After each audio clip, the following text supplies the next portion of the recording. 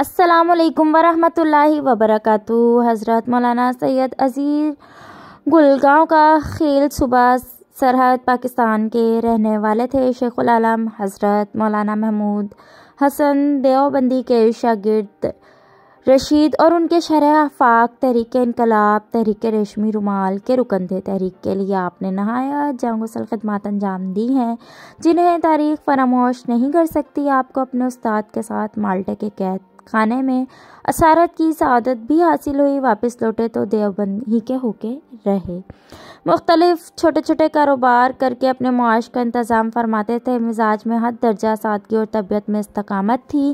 مولانا محمود الحسن کی وفات کے کئی سال بعد ان کے جانشین شیخ الاسلام حضرت مولانا سید حسین احمد مدنی کے مشورے سے آپ رڑکی منتقل ہو گئے۔ اسی زمانے میں ایک انگریز خاتون منجینی جو روحانیت کی تلاش میں کئی مذاہب کا مطالعہ بلکہ عملی تجربہ کر چکی تھی اور بالآخر قرآن کریم کے مطالعے نے ان پر ہدایت کی راہیں کھول دی تھی، حضرت مدنی کی خدمت میں حاضر ہوئیں اور اسلام کی قبولیت کا شرف حاصل کیا۔ ان کا قیام چونکہ رڑکی میں تھا، اس لیے حضرت مدنی نے مولانا عزیر گل سے فرمایا کہ وہ مصطفیٰ کو اسلامی تعلیمات سے برابر روشناس کراتے رہیں۔ کچھ عرصہ بعد مصطفیٰ کی خواہش پر مولانا عزیز گل نے ان کو اپنے حرم میں داخل کر لیا۔ رشتہ ازدواج میں منسلک ہونے کے بعد ان کی دنیا ہی بدل گئی اور پورے طور پر شریعت کی پابند ہو کر انہوں نے سچا سکون حاصل کیا۔ آزادی ہند کے موقع پر جب مولانا عزیر گل نے وطن مراجعت کا قصد فرمایا تو مصطفیٰ بھی ساتھ آ گئیں اور شہروں کی پر رونق عمارتوں میں رہنے والی اس خاتون نے حق کی خاطر ایک دور افتادہ معمولی سے گاؤں میں اپنے بلند پایا شوہر کے ساتھ پوری زندگی گزار دی۔ وہیں وفات ہوئی۔ گاؤں کے قریب ایک ٹیلہ پر ان کا مزار ہے۔ وہاں کے لوگ شفقت و محبت سے انہیں مدر صاحبہ کے نام سے یاد کرتے ہیں۔ افسوس چند سال قبل تحریک ریشمی رومال کی آخری نشانی حضرت مولانا عزیر گل صاحب نے بھی اس عالم فانی سے پردہ فرما لیا۔ مدر صاحبہ نے اپنے آپ بیتے صراط مستقیم کے نام سے انگریزی میں لکھی تھی۔ ذیل میں اس آپ بیتی کی تلخیص ماہ نامہ دارالاسلام مالیر کوٹلہ پنجاب بھارت کے شکریہ کے ساتھ پیش کی جا رہی ہے۔ میں اپنے والد چارلس ایڈورڈ اسٹینفورڈ اسٹیل کی 7ویں لڑکی ہوں۔ میں 1885 میں حیدرآباد سندھ میں پیدا ہوئی۔ میرے والد صاحب بڑے انصاف پسند اور بات کے پیکے انسان تھے۔ انہیں ہندوستان میں ہندوستانی لوگوں سے بڑا لگاؤ تھا۔ کبھی کبھی تو وہ خود کو سندھی کہہ دیا کرتے تھے۔ ہماری خاندانی نسبتیں بڑی عظیم تھیں، مگر ہمارے والد کا کہنا تھا کہ شرافت کا معیار کردار ہے، نہ کہ خون۔ بہرحال میں 6 سال کی ہو رہی تھی کہ مجھے پڑھائی کے لیے انگلستان بھیج دیا گیا۔ مجھے سچی بات سے ہمیشہ پیار رہا۔ میں ہر بات کا سبب کھوجنے کی کوشش کیا کرتی تھی۔ میرے دوست و احباب مجھے شفقت سے کلکو کہا کرتے تھے کیونکہ میں ہر بات میں کیا، کیوں اور کیسے جیسے سوال کرنے کی عادی تھی۔ میں ایک عیسائی کنبہ میں پیدا ہوئی، مگر عیسائی کسی ایک عقیدے میں بھی متفق نہیں ہیں۔ عیسائیوں کے بہت سے فرقے ہیں جو ایک دوسرے کو جہنمی کہتے ہیں، اس لیے عیسائی مذہب مجھے گورکھ دھندا سا لگا۔ میری سمجھ میں نہیں آتا تھا کہ حضرت عیسیٰ علیہ السلام خدا کے بیٹے کیسے ہو سکتے ہیں، مگر مجھے دعا سے بڑا شغف تھا اور میں اکثر ان کو دیکھے مالک سے لو لگا کر دعا کرتی رہتی تھی۔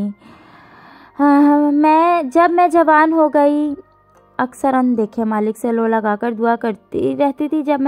گئی تو میں نے بائبل کو تنقیدی نظر سے پڑھنا شروع کیا۔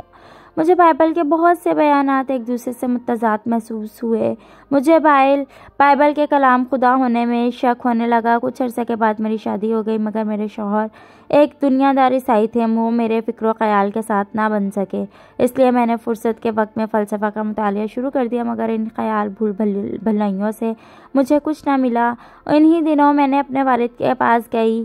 میری 12 سالہ لڑکی اور 10 سالہ لڑکا میرے ساتھ تھے۔ یہاں مجھے دیدانت پڑھنے کا موقع ملا۔ مجھے اس کے پڑھنے سے بڑی تسکین ملی۔ مجھے محسوس ہوا کہ وہ چیزیں مجھے مل گئیں جس کی تلاش تھی۔ دیدانت کے مطالعے سے مجھے ہندو دھرم کے قریب کر دیا۔ کچھ عرصے کے لیے ایک ہندو خانقاہ میں مہمان بن کر رہی اور بالآخر ہندو ہو گئی۔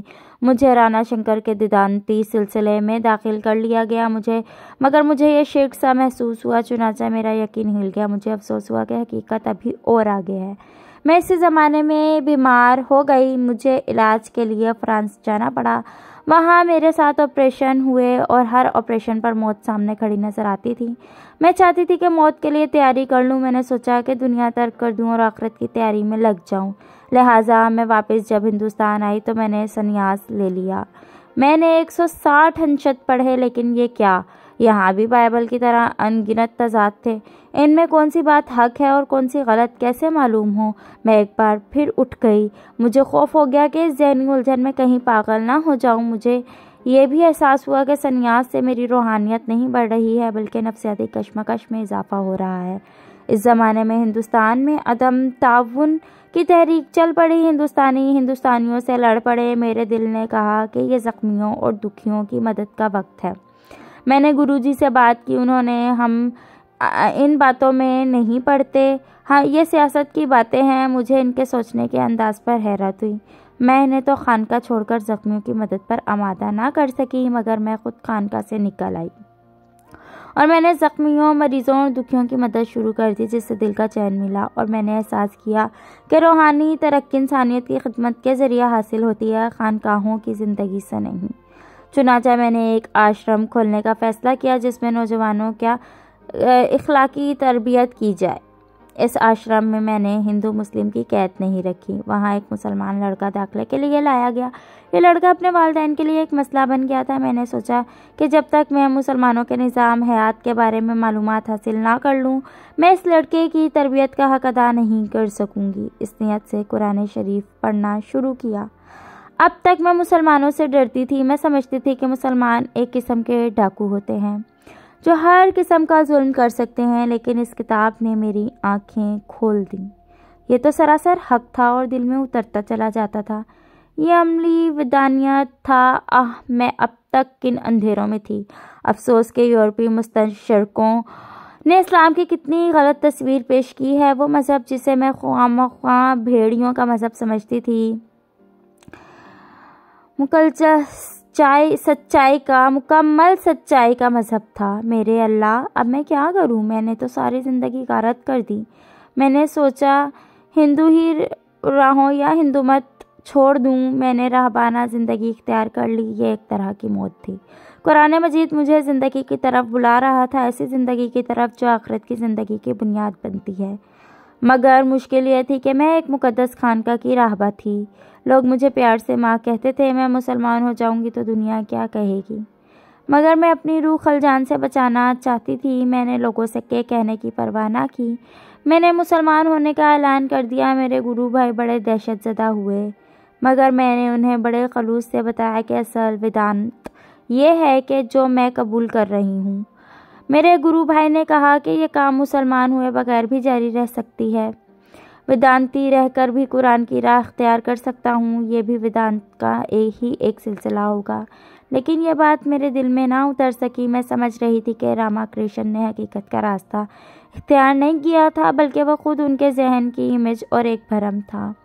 ہو سکتا ہے کہ کسی نام و نہاد صوفی نے یہ بھرم دلا دیا ہو۔ میرے ہندو دوستوں نے مجھ سے کہا کہ میں اپنے آپ کو مسلمان نہ کہوں تو وہ مجھے آگرہ میں راما کرشن مشن کا مہنت بنا دیں گے، مگر مجھے دنیاوی لالچ نہ تھی، مجھے روح کے آرام کی ضرورت تھی۔ اس لیے میں نے ان کی بات کو رد کر دیا۔ مگر ایک اور مشکل پیش آئی۔ مسلمانوں نے مجھے ماننے سے انکار کر دیا۔ وہ یہ کہتے تھے کہ یہ ہمیں ہندو بنانے کے لیے نیا روپ اختیار کر رہی ہے۔ میں خود شبہ میں پڑ گئی۔ میں قرآن کو اپنا ہادی اور رہنما مان رہی تھی، تو کیا یہ بات مسلمان ہونے کے لیے کافی نہ تھی؟ اپنے دل کی بے قراری کو دور کرنے کے لیے میں دیوبند ہو گئی۔ میری لڑکی میرے ساتھ تھی۔ ہم دونوں بے پردہ تھیں۔ ہم نے مولانا سید حسین احمد مدنی سے ملاقات کی کہ اپنی بات ان کے سامنے رکھیں اور پوچھیں کیا ہم مسلمان نہیں ہیں؟ تم حقیقت مسلمان ہو؟ مولانا نے ایک زوردار کہکا لگا کر کہا کہ تمہیں اس میں شک کیوں ہے؟ مولانا مدنی کی عظمت ہم دونوں کے دل میں بیٹھ گئی۔ انہوں نے ہماری بہت خاطر کی بات کو وہ مجھ سے ملنے منگلور بھی آئے تھے۔ انہی کے ساتھ مولانا عزیر گل بھی تھے۔ مولانا حسین احمد مدنی انہیں بہت چاہتے تھے۔ ایسا لگتا تھا جیسے وہ دو دوست لڑکے ہوں۔ वो एक दूसरे से मासूम मजाक करते, एक दूसरे की हंसी उड़ाते, वो कभी कभी एक दूसरे को चिढ़ाते भी थे। मुझे उनकी मोहब्बत पर रश्क होता था। वो दिन भर हमारे पास रहे। जब वो चले गए तो मैंने मौलाना मदनी से कहा कि वो फिर तशरीफ़ लाएं। उस पर उन्होंने कहा, मैं तो ज़्यादा ना आ सकूँगा, मगर मौलाना उज़ैर गुल कभी कभी आ सकेंगे। चुनाचा मौलाना उज़ैर गुल साहब आते रहे। मैं उनसे पर्दा और दूसरे मसाइल पर बेझिझक बातचीत करती रही। शुरू में मैं समझती थी कि ये मौलवी बड़े तंग नज़र होते हैं, मगर बात पर्दे की हकीकत मुझ पर खुली तो उनकी वसअत नज़र की कायल हो गई।